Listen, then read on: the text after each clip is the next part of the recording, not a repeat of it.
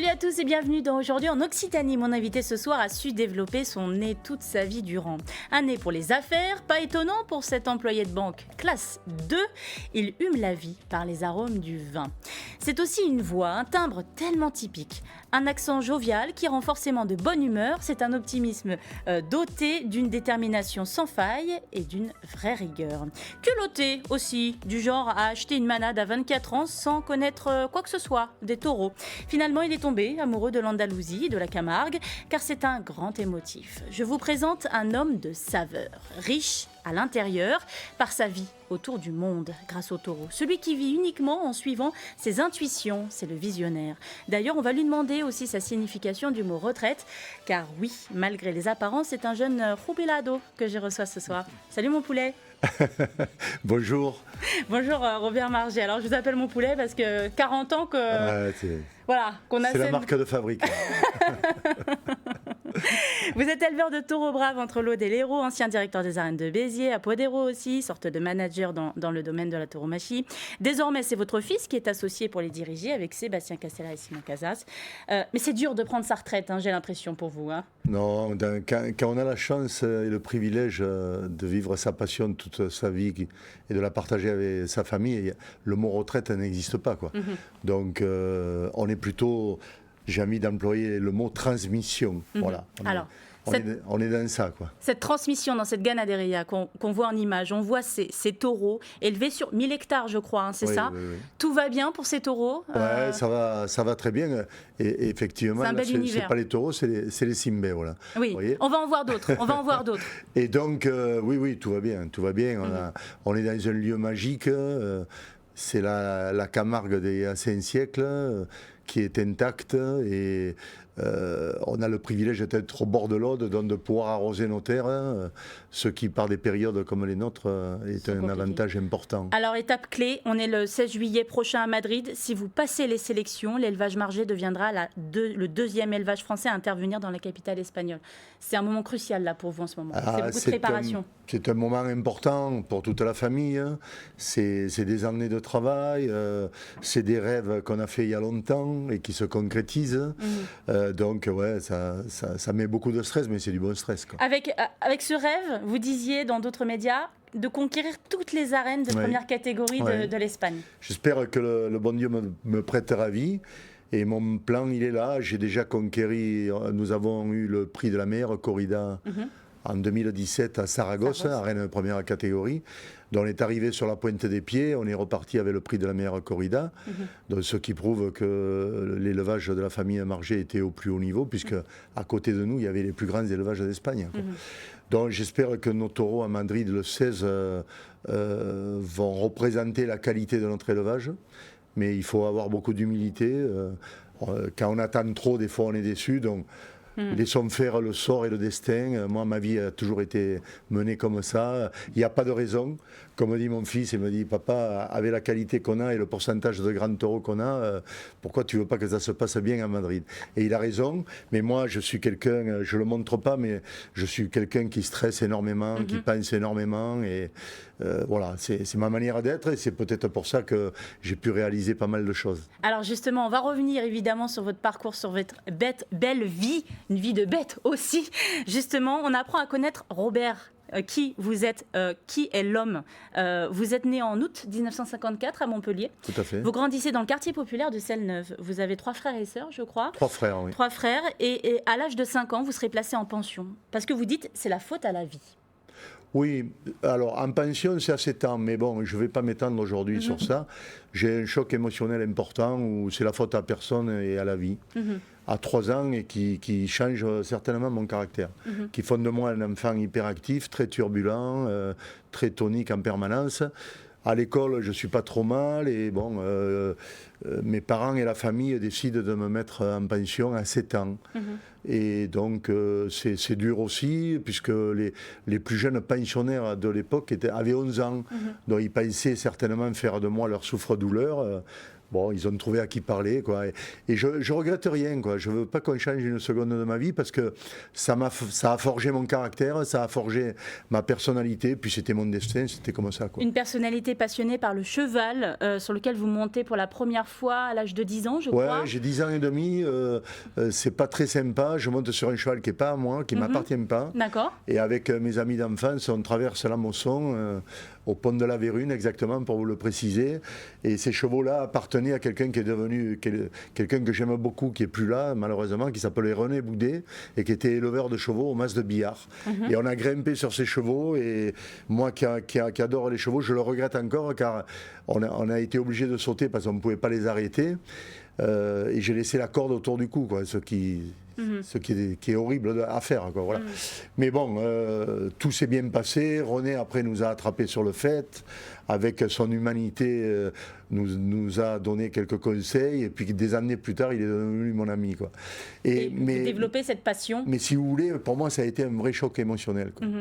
Parce que j'avais un peu la tête dans le seau. J'ai eu les 15 premières années de ma vie sont très moyennes, pour pas dire autre chose. Et là, je découvre la liberté. Le cheval me fait découvrir la liberté. Et le taureau a rématé la faine de la liberté. Votre papa, il travaille à la banque à cette époque-là, Ouais, au Crédit Lyonnais. Et vous avez des facilités avec les chiffres, avec les mathématiques. Donc, vous le rejoignez l'été à 16 ans, puis à plein temps. Tout à fait. Vous êtes bien renseigné. La vie de banque. Non, mais moi, il me fallait manger, donc en dehors de la banque, c'était les chevaux, et il fallait que je mange, que j'ai une voiture, donc il fallait travailler. Mais ça me plaisait, moi, vous savez. Vous m'auriez dit il y a 45 ans la vie que j'allais avoir, je vous aurais dit c'est certainement beau dans les livres ou dans les films, quoi. Alors, en parallèle avec votre associé Richard, vous avez une affaire, vous débourrez les chevaux. Et puis un jour, avec 50 000 francs que vous ne possédez pas, que vous demandez autour de vous, notamment votre grand-père, c'est 7 600 € aujourd'hui, je préfère le préciser, vous rachetez la manade des Salins du Midi, contre toute attente. Parce que vous ne connaissiez rien en taureau. C'est votre grand-père, donc Étienne Margé, ancien ouvrier agricole, celui à qui vous vouez un culte qui vous soutiendra à vie, corps et âme, et vous plaquez tout. Ouais. C'est votre grand-père qui il y a l'émotion, toujours. Encore ce choc émotionnel. Ouais. C'est l'homme de ma vie, quoi. Pour tout ce qu'il a été, quoi. C'est un gros bosseur, c'est un travailleur acharné, ça a été un grand monsieur dans tout ce qu'il a fait. Voilà, et il y a deux êtres dans ma vie, excusez-moi, il y a deux êtres dans ma vie qui m'ont fait confiance absolument, absolument. C'est mon grand-père et mon épouse. La grande dame qui partage ma vie, qui s'appelle Françoise Margé-Calais. Voilà. J'allais vous demander, c'est l'ancienne reine d'Arles que vous avez rencontrée il y a plus de 40 ans, qui vous soutiendra aussi. Robert Margé ne serait pas Robert Margé sans ces deux personnes. Absolument, absolument. Et Françoise est bien sûr le pilier de ma famille. Et je ne peux pas parler de moi sans me parler d'abord d'elle. Et ensuite de ma famille magnifique où j'ai 2 filles, un fils, 5 petits-enfants avec une sixième qui va arriver au mois d'octobre.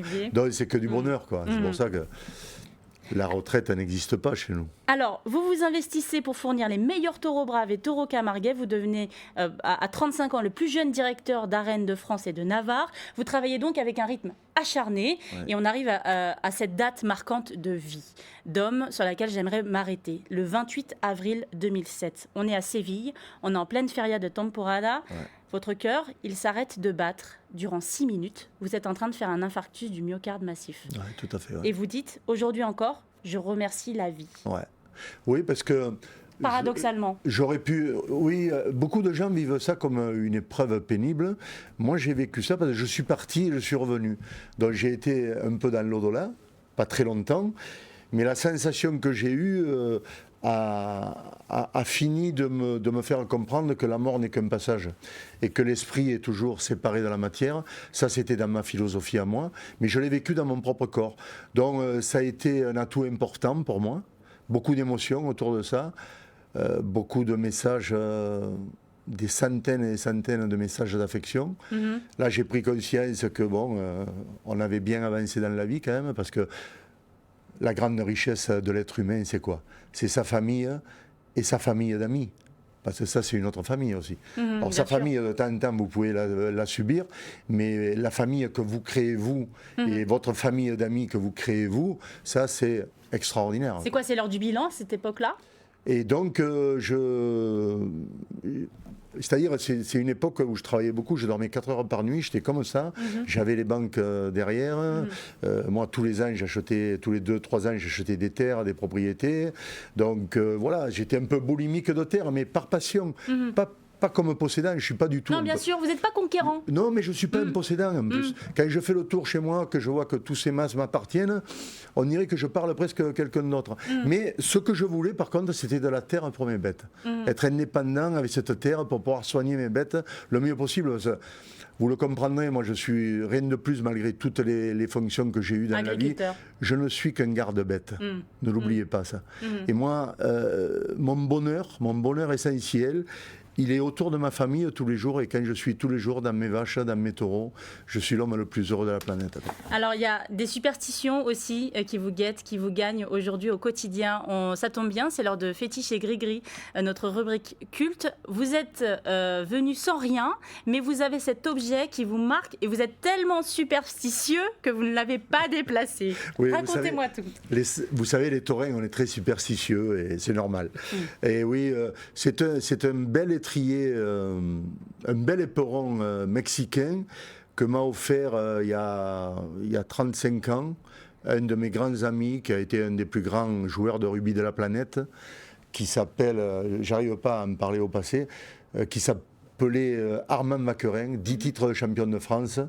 Et avec beaucoup d'amour, d'affection, il m'a ramené ce cadeau magnifique. C'est un éperon en argent qui fait une dizaine de centimètres, avec le R de Robert ou de Roberto, et ça m'avait énormément touché. Je l'ai mis dans le tiroir où j'ai tous les livres de mes bêtes.